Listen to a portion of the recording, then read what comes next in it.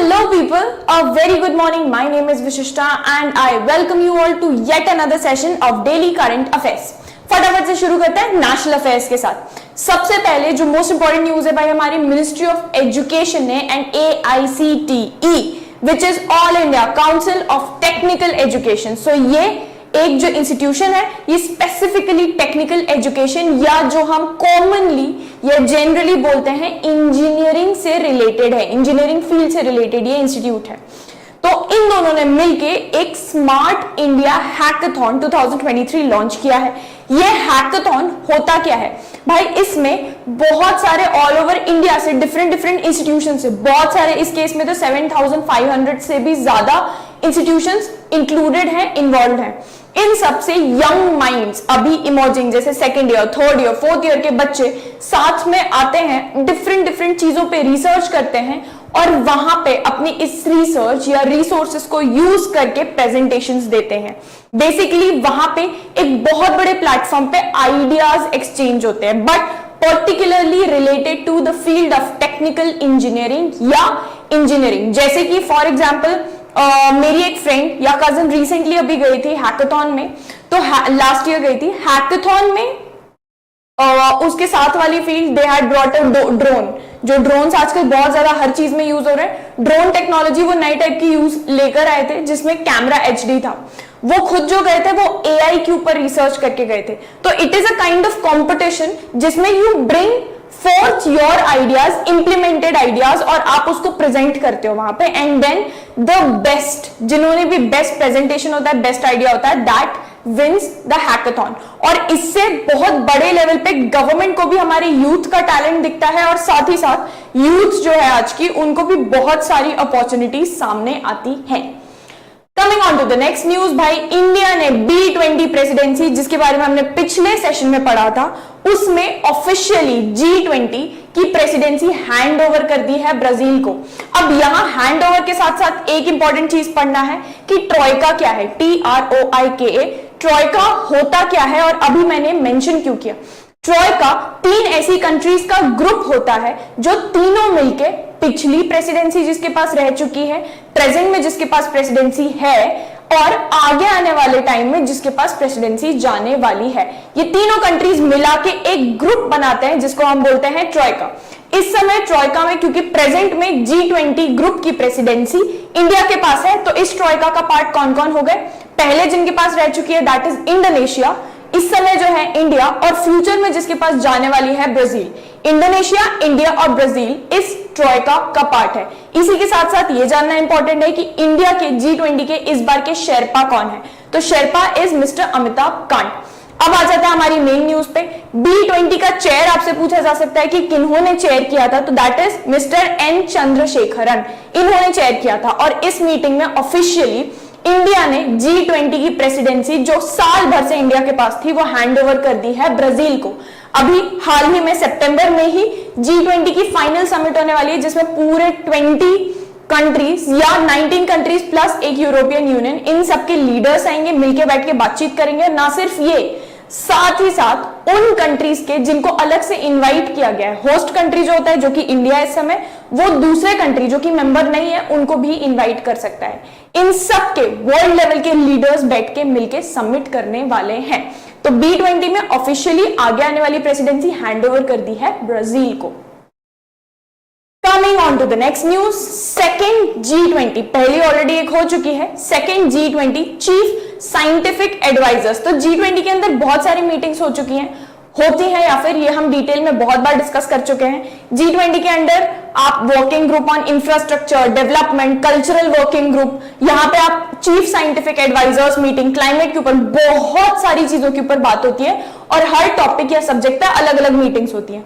यहां हम बात कर रहे हैं जहां पे चीफ साइंटिफिक एडवाइजर्स मिले हैं, मिलके बैठ के बातचीत की है, मीटिंग की है, तो मतलब यहाँ पे कुछ साइंस से रिलेटेड बातचीत हुई होगी।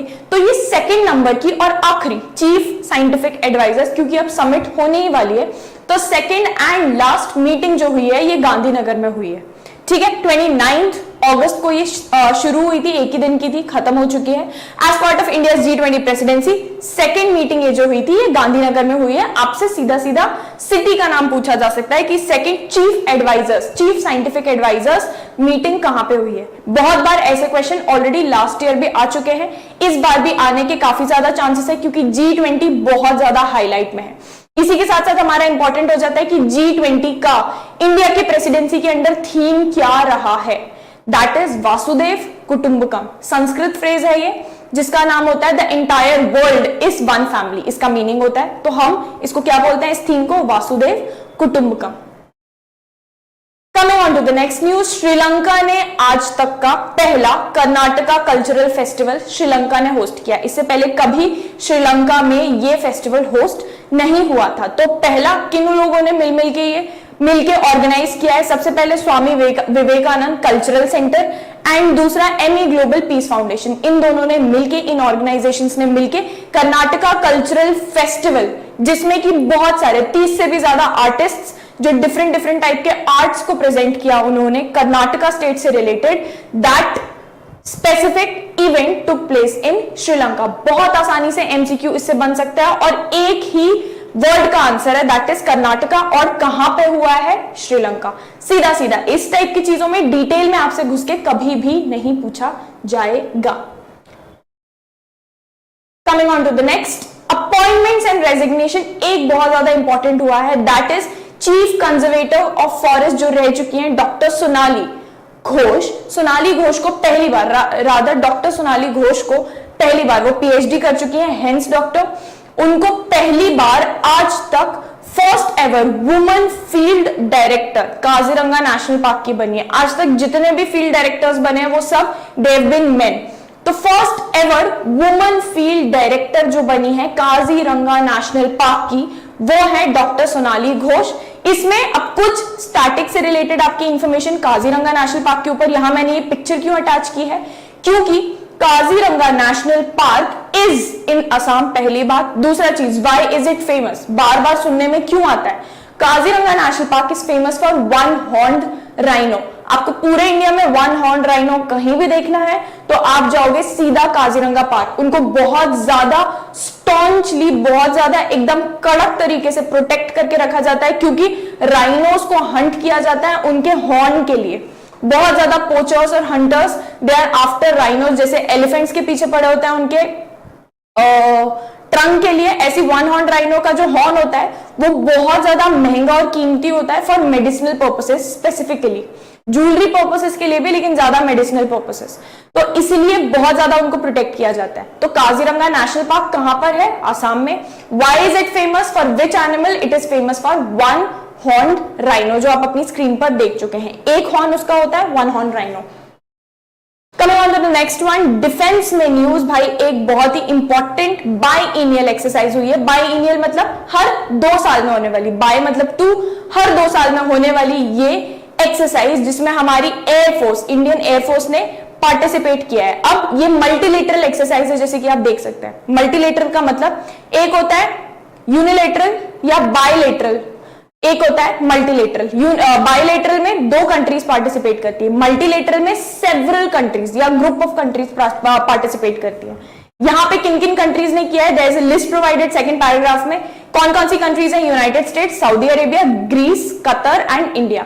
5 कंट्रीज ने पार्टिसिपेट किया और इस एक्सरसाइज का नाम है bright star 23, bright star and 23 for the year. तो कई बार एक्सरसाइजेस का आपसे स्पेसिफिक नाम पूछा जाएगा कि ये बाईएनियल एक्सरसाइज जिसमें इंडियन एयरफोर्स ने पार्टिसिपेट किया था, ये जिसमें 5 और कंट्रीज ने पार्टिसिपेट किया था, इसका नाम क्या है। तो आप बताओगे ब्राइट स्टार 2023।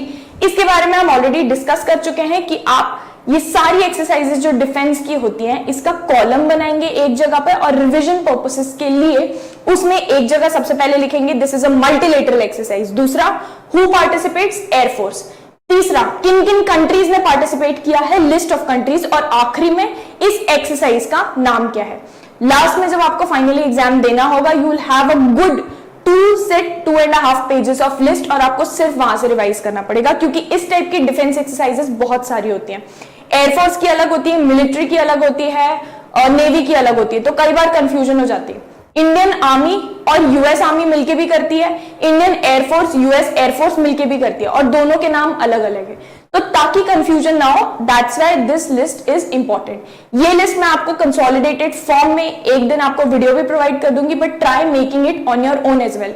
खुद की हैंड राइटिंग में कोई चीज लिखी जाए वो बहुत बेटर याद रहती है, आपको लिखते टाइम ही याद हो जाएगी। Okay, coming on to the next one. Sports में सबसे पहला जो इंपॉर्टेंट है, इससे ये आपसे नहीं पूछा जाएगा कि कौन जीता है, क्योंकि इंडिया 5th नंबर पे आया है। जो रिले रेस हुई थी जिसमें हमारी पूरी की पूरी टीम गई थी, तो ये कहां पर हुई थी, क्योंकि 5th नंबर पे आया है, इसलिए आपसे ये नहीं पूछा जाएगा कि कौन जीता है या कौन हारा है, बट ये पूछा जा सकता है कि ये 4x400 मीटर रिले रेस जो हुई थी ये किस जगह पे हुई थी। तो ये हुई थी बुडापेस्ट हंगरी में, जिसमें India has finished on the 5th number. ठीक है, नेक्स्ट जो इंपॉर्टेंट है जिसमें आपसे सीधा नाम पूछा जा सकता है वो है इंडिया के लीडिंग शटलर से ही हमको समझ में आ जाता है this is related to badminton. उनका नाम है एच.एस. प्रणॉय। आपने बहुत नाम सुना होगा, बैडमिंटन में इनका नाम बहुत ज्यादा आता है, इंडिया को रिप्रेजेंट करते हैं बहुत सारी जगहों पर। तो उन्होंने BWF बैडमिंटन वर्ल्ड फेडरेशन की जो चैंपियनशिप होती है उसमें ही हैज वन गोल्ड। और ये किससे हारे थे सेमीफाइनल्स में? He has lost to mister Kunlavut Vitidsarn, if I'm not wrong with the pronunciation, Kunlavut Vitidsarn. This person, he is from Thailand and right now ये गोल्ड भी जीत चुके हैं, और right now he is the world number 1 in badminton. ठीक है, तो जिससे हारे ये भी पूछा जा सकता है आपसे कई बार, और ये भी पूछा जा सकता है कि ये पर्सन, इनका नाम आपको दे देंगे क्वेश्चन में और आपसे पूछेंगे किस कंट्री से ये बिलोंग करते हैं, तो he is a national of Thailand, he is a Thai citizen. Okay, और इंडिया को ब्रोंज मिला है। एंड द लास्ट न्यूज, 29 अगस्त को बहुत इंपॉर्टेंट एक डे मनाया जाता है, और सीधा सीधा डे पे आपसे क्वेश्चन आ जाता है national sports day. National sports ये क्यों बनाया जाता है, किस चीज के ऊपर अवेयरनेस क्रिएट करने के लिए? सबसे पहले तो आज तक के जितने भी एथलीट्स रहे हैं जिन्होंने इंडिया को रिप्रेजेंट किया है डिफरेंट प्लेटफॉर्म्स पे, उनको उनका कंट्रीब्यूशन इतने बड़े लेवल का रिकॉग्नाइज करने के लिए। दूसरा, इसको स्टार्ट क्यों किया? क्योंकि इस दिन 29 अगस्त को बर्थ एनिवर्सरी आती है मेजर ध्यानचंद की, जो कि हमारे हॉकी के बहुत ही प्रोमिनेंट प्लेयर रह चुके हैं। इनके ऊपर, इनके नाम पर मेजर ध्यानचंद अवार्ड भी दिया जाता है। इनफैक्ट बॉलीवुड में एक गाना तक है, very very very famous player in the field of hockey. इनका बर्थ एनिवर्सरी आता है 29 अगस्त को, इसलिए 29 अगस्त मनाया जाता है नेशनल स्पोर्ट्स डे के तौर पे। I'll see you again in the next session with some more current affairs। और उसके बाद आपको जब भी कंफ्यूजन हो कि ये किस दिन का करंट अफेयर्स है, तो आप आसानी से जाके टाइटल में पढ़ सकते हैं, उसमें you will have every clarity. तब तक के लिए करंट अफेयर्स को रिवाइज करते रहिए, इसी वीडियो को एक दो बार और देख लीजिए, आप कभी भी नहीं बोलेंगे। I will see you again tomorrow. Bye bye.